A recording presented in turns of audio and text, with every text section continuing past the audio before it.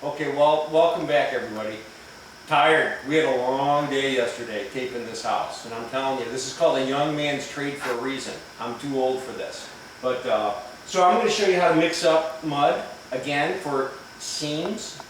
And I'm going to show you two ways of doing the seams. One, the way I do it, because I do it very quickly, and especially when I've got a whole bunch of seams to do in a house, I need special tools for doing it.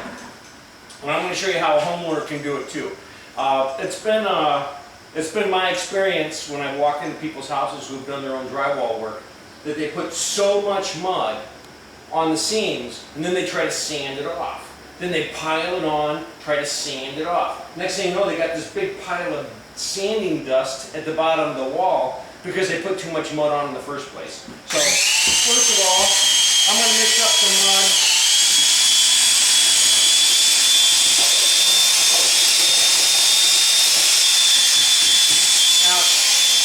How thin that is? That is very thin mud. Okay? That's how I use my mud. Okay? This is a little thicker because I'm going to do this by hand. So,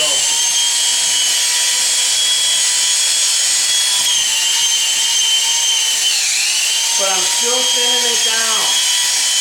I'm still thinning it down quite a bit. I'm going to leave the drill in there because I'm going to end up using that again. So, if I am doing these seams by hand and I don't know what I'm doing, I'm going to use an 8-inch knife. This is a 6, this is an 8. I'm going to use an 8-inch knife to coat these seams. Now, if I know what I'm doing, I'm going to use a 10-inch knife. So, but I'm pretending I've never taped before, and this is how I would do it in order to minimize my work in the long run.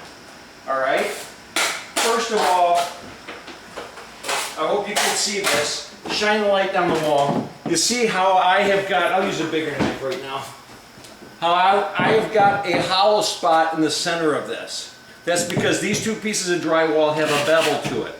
This is called a seam. This is called an angle. This is called a butt joint.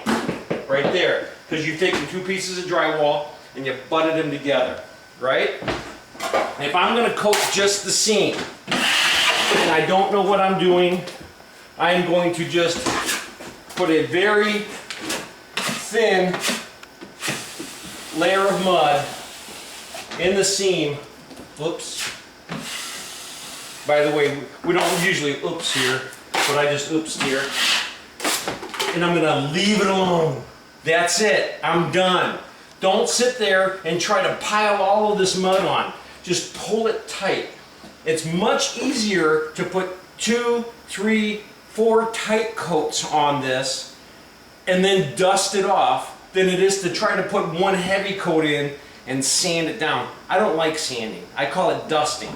Now, he's going to come around over here, the cameraman, and I'm going to show you this. Now understand, if I don't get enough mud on top of this tape, when you go to prime this, the moisture from the primer can penetrate the mud, penetrate this paper, and pop loose this tape from the wall. It'll pop the glue loose from the wall, and this will be able to eventually just be able to peel right off. So you have to get enough mud on top of that tape. So with my 8-inch knife, I'm going to do it like this. Okay, and I'm going to make sure, notice I'm flaring the ends in.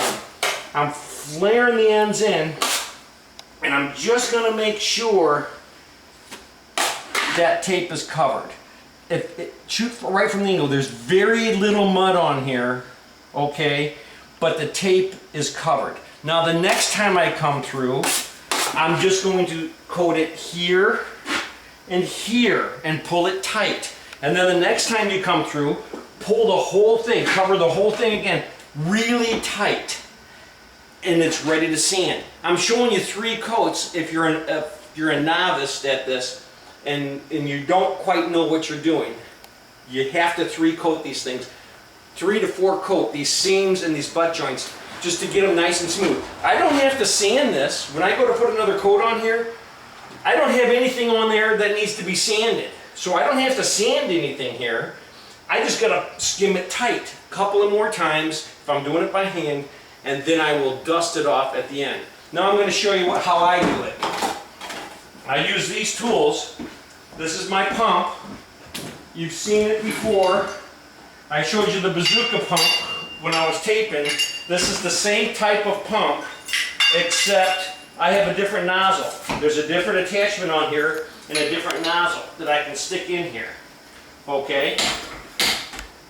And I have a 10 box. This is a 10-inch box.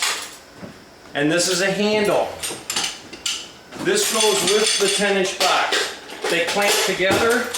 They tighten down with these screws right here. And now this is my brake, and it lets me hold the box where I need it to hold. I let go of the brake, it falls back down. Okay?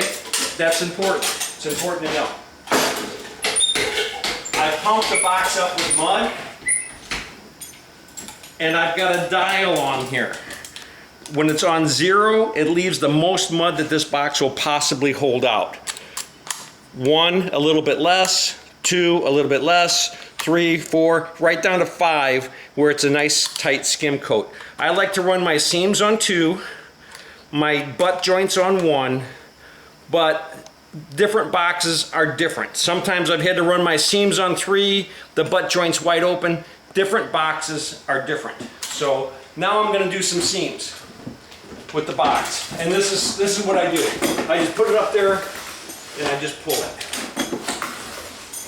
And I just put it up here and I pull it across. Now you notice how much mud that just left? That's good, but I'm going to do something a little bit different on it. So after I do that,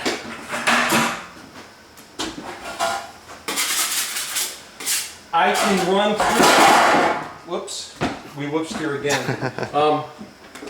I can run through here and I can just wipe this out just a little bit like this and take that out. Okay? So I just want to show you this. If you notice, I ended up getting right into that angle because the bevel on this seam goes right into that angle. And if you don't fill that in, you're going to have a big dip here when you're finally all said and done. Even when I coat these angles, I'm going to have a big dip here if I don't get it filled in with the 10 box and the 12 box. This butt joint needs more mud than the seam. And the reason being is because the seams have a bevel in them. When they manufacture this drywall and it comes out, they have a creased line in here. It's called a tapered joint. So the drywall tapers here. So it has a natural cavity for filling in the mud. Okay?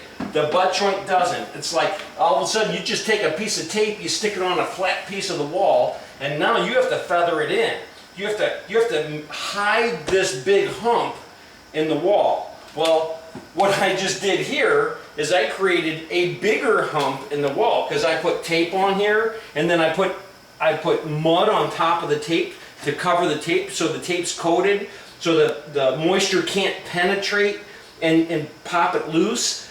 Now what I have to do is I have to feather this out. This has to start getting feathered out farther and farther and farther. This does not. I could take this right here and I could skin this the exact same size as it is right here, and I can make this nice and tight. If you notice, the first time I coated it in, it was only this big. And you can leave it that big because this wall and this wall are flush. They're the same plane, and all I'm doing is filling in the seam, making it match this plane right here. And there was plenty of mud on top of that tape so the primer can't penetrate and pop that loose. All right, so this is going to have to get spread out so you can't see the hump in the wall. These do not. They can stay just the size that they are.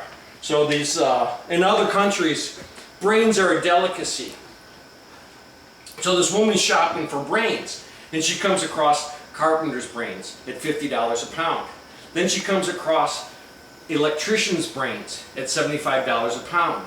Then she comes across carpenter's brains, I'm sorry, cement finisher's brains at $80 a pound. Then she runs into drywall finisher's brains at $155 a pound. And she's like, wow, what's up with this? Are drywall finisher's brains some sort of delicacy? Why are they so expensive? And the guy looks at her and says, do you know how many drywall finishers it takes to get a pound of brains? Have a great day. Hey, I want to thank you for watching. I hope it's educational. I hope you've learned something.